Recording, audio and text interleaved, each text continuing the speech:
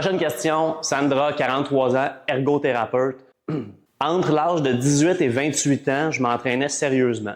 Ensuite, j'ai eu des enfants et je m'entraînais on and off, mais toujours active. Depuis 1 an, je m'entraîne très sérieusement, 4 à 5 fois par semaine en musculation et je fais au moins 80 000 pas par jour. Je fais le suivi de mes macronutriments également. Mon objectif dans 12 mois, c'est d'avoir plus de définition. Définition plus plus, donc la perte de gras. Et augmenter mon métabolisme. Ça, c'est super intéressant, puis on va en parler tout de suite après. C'est quoi ton obstacle principal? L'alimentation. Actuellement, je sais que je dois être en restriction alimentaire, mais je déteste avoir faim. Donc, c'est difficile de m'en tenir à 1200 calories par jour. L'été passé et à l'automne 2025, c'était pas un enjeu. Ça, c'est vraiment plus intéressant. Quelle est ma question?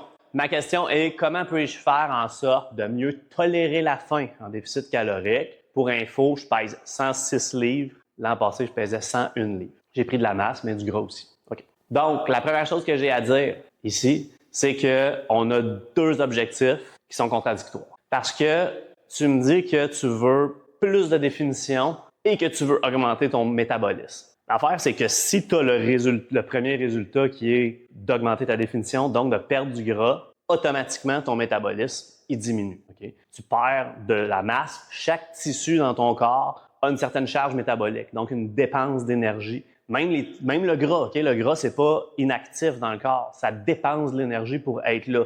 Oui, le muscle en dépense significativement plus, mais le gras aussi. Et quand tu perds du gras, tu perds aussi de la masse maigre. Pas toujours de la masse musculaire, mais de la masse maigre, parce qu'il y a d'autres tissus maigres qui ne sont pas du muscle. Puis, ces tissus-là, ils ont une charge métabolique, puis ça fait en sorte que si tu perds du poids, ton métabolisme il diminue. Donc, c'est impossible d'avoir tes 2 objectifs simultanément. Okay? Tu pourrais focuser sur augmenter ton métabolisme qui, par la suite, va faciliter ta perte de gras, l'atteinte d'une définition musculaire, mais tu peux pas perdre du poids et augmenter ton métabolisme en même temps. Donc, pour ta question à propos de la faim, il y a une règle que je veux te partager qui est super importante, c'est que si tu as un objectif de perte de gras, si tu as plus de fatigue que de faim, tu peux utiliser la restriction calorique, plus de restriction calorique pour continuer à perdre du gras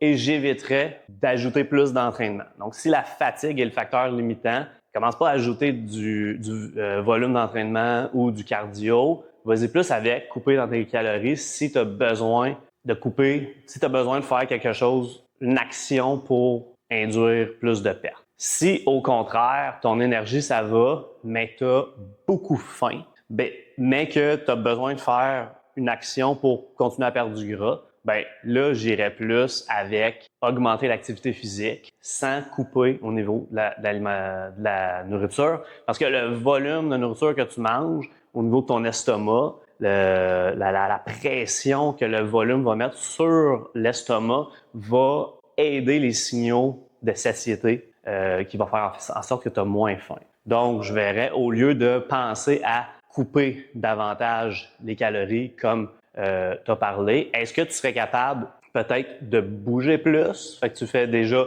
80 000 pas par jour, par semaine, 8 000 pas par jour, pardon. Donc, tu serais capable de monter ça à 10 ou 12 000. Peut-être que tu pourrais ajouter du cardio à un certain point si tu veux être cut comme quelqu'un qui monte sur un stage.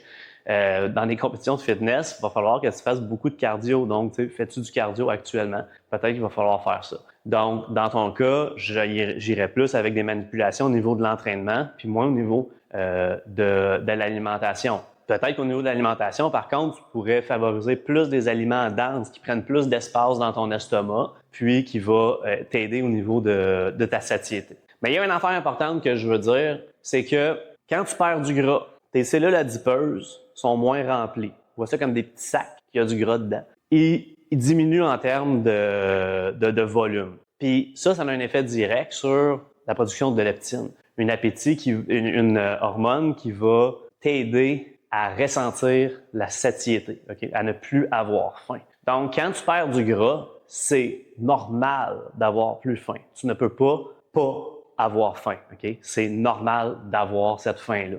Puis même qu'à un certain point, parce que tu as dit, je veux une définition plus. Là, je ne sais pas c'est quoi exactement que tu as en tête comme définition plus.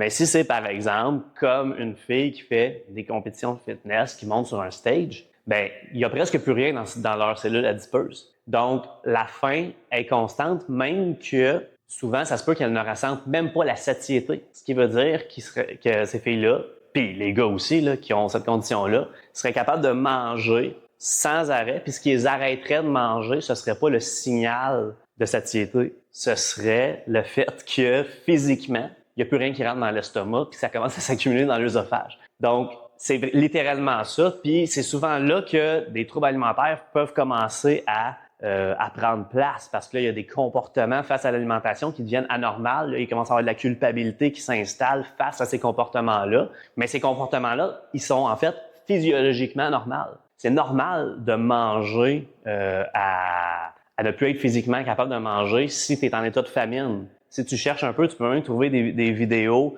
de lions, par exemple, qui attrapent une proie puis qui la mangent en entier parce que ça fait longtemps qu'ils ont mangé puis qu'après ça, sont couchés à terre en train de gémir pendant des heures de temps parce qu'ils sont incapables de faire rien d'autre que digérer. Donc, c'est pas quelque chose d'anormal, mais l'action qu'on va avoir face à ça, on la considère comme anormale, on rajoute de la culpabilité là-dessus, puis là vient des comportements problématiques. Fait que je fais juste mettre en lumière que faut que tu t'attendes à avoir faim, ok? Puis il faut que tu ailles des stratégies après ça pour la gérer et pouvoir revenir à une vie plus normale sans développer des problèmes. Donc, j'aimerais ça te donner un avertissement. Si ton objectif, c'est d'être cut comme des filles que tu vois dans des compétitions de fitness à l'année, il faut tout de suite que tu changes ton objectif. Parce que tu vas développer des problèmes, tu vas probablement développer des problèmes alimentaires, mais tu risques aussi de développer des problèmes physiologiques, problèmes hormonaux, parce que tu vas essayer de forcer ton corps à vivre dans un état qui n'est pas supposé vivre. Okay? Donc, je ne sais pas si c'est ça ton objectif, mais s'il te plaît, change d'objectif si c'est ça, parce que à long terme, ça va être mauvais pour ta santé. Donc, j'espère que ça a bien répondu à ta question.